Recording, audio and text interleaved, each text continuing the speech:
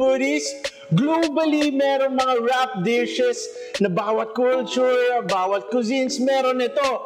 But here in the Philippines, napaka-popular pa rin hanggang ngayon ang shawarma sa atin. Street food, favorite yan. Bawat kanto meron tayo niyan. Kaya mga ka-home foodies, gawin na natin yan sa mga bahay ninyo. I-level up pa natin yan. Kaya gagawa tayo ng beef tapa shawarma. And I am V-Boy Miranda for Elaborately Easy. To start, ang una natin gagawin, gagawa tayo ng sauce. This is our garlic sauce. Meron tayong MAGNOLIA Real Mayonnaise. Lalagay lang natin sa bowl na mas malaki. Lalagyan natin ng water to dilute it para mas madaling spread. Yan, sauce na ang consistency. Para mas ma-dissolve ng maayos, pwede tayong gumamit ng wire whisk. Yan, di ba? Perfect na ang consistency niya. Lalagyan na natin ang garlic granules. Now, if hindi available nito, pwede tayong gumamit ng minced fresh garlic. Then, last, salt.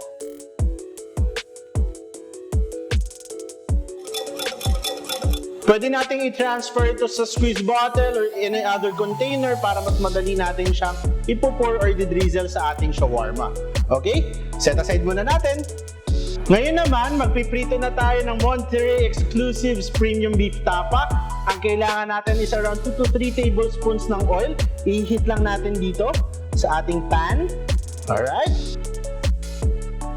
And here is our Monterey Exclusive Beef Tapa. Pag mainit na, pwede na natin siyang ilagay.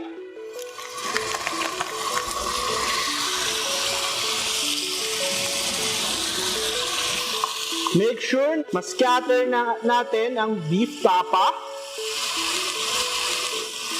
Then, wag natin masyadong galawin. Hayaan natin yung heat mapunta dun sa karne para maprito siya ng maayos.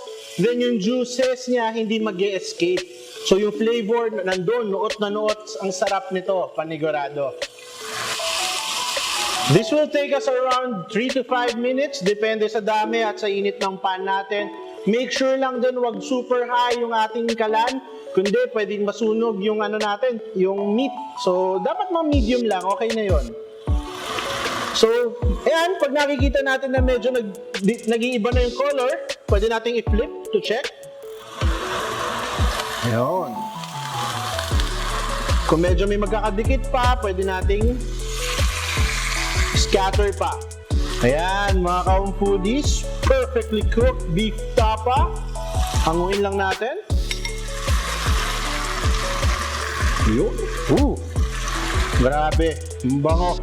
Now, mga ka-home foodies, after cooking our beef to perfection, hihiwain naman natin to thinly. Okay?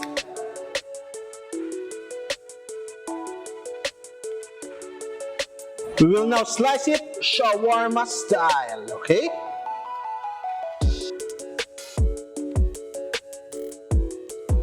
Thinly slice lang ang ating beef.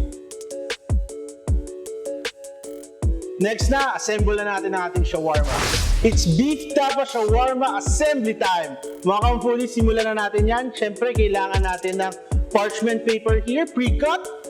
Then, a warm pita. So, make sure na warm lang to, not toasted. Around 30 seconds to 1 minute sa microwave will do. Pwede rin naman sa pan, make sure walang oil. Kailangan natin ngayon, itatap natin with chopped lettuce. This is romaine. Make sure as much as possible, nasa gitna lang para pag flip natin yung tortilla, mas madali. Onion. For our vegetables, lalo na sa onion, cucumber, and tomatoes, as much as possible, slice natin yan na fresh pa. Within the day dapat, wag natin masyadong i-advance para hindi mag-water down masyado ito. Ma-retain yung crunchiness, lalo na ito, itong cucumber. Yan. Gusto ko yan dahil sobrang fresh ng lasa, sobrang crispy. Okay? Tomatoes. Ikaw na bahala kung gaano karami mo gusto. So, ayan. In-add na natin ang ating Monterey Exclusive Premium Beef Tapa. Sauce time! Lalagyan na natin ng sauce. Transfer ko lang ang ating sauce sa ganitong container. Pwede na namang hindi, pero yan, mas madaling i-pour. Oh! Yan ang nagpapasarap sa shawarma. Magnolia, cheesy, squeezy cheddar. Another tip lang, we have a spout here. Medyo malaki yung butas. Pwede naman sa kabilang end, gugupitan lang natin ng maliit para thinner ang pagsisqueeze natin. Yun! Look at that. Ganda. And optional for you guys, mga ka-foodie, hot sauce. May around, yan, konting dollop lang. Ayoko rin na masyadong maangang.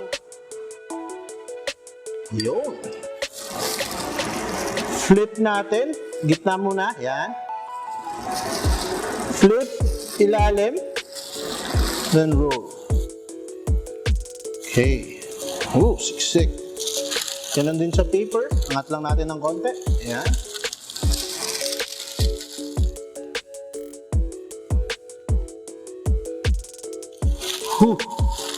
Siksik, sarap ang ating beef tapa shawarma. And now, ano pa bang hinihintay natin? Kakain na lang tayo. Napakadali, napakasarap. Dahil gumamit lang tayo ng Monterey Exclusive Premium Beef Tapa Meats You Can Trust. Napadali, naka-cut short yung cooking time, and syempre, napakasarap nito dahil sa sauce natin na ginawa, gumamit tayo ng Magnolia Real Mayonnaise. And of course, sino bang may ayaw ng maraming cheese? Gumamit din tayo ng Magnolia Cheesy Squeeze Cheddar. Lakas sarap! Ano pa bang hinihintay nyo mga ka-home foodies? Gawin nyo na to sa bahay, ha? And I am Bigboy Miranda for Elaborately Easy. For more recipes, visit www.homefoodie.com. You can also like our Facebook, that's Home Foodie, and follow us on Instagram at HomeFoodiePH. Don't forget to like and subscribe to our YouTube channel and click the bell icon to get notified for new uploads. Dahil dito sa Home Foodie, walang imposible. Lahat kayang gawing madelicious.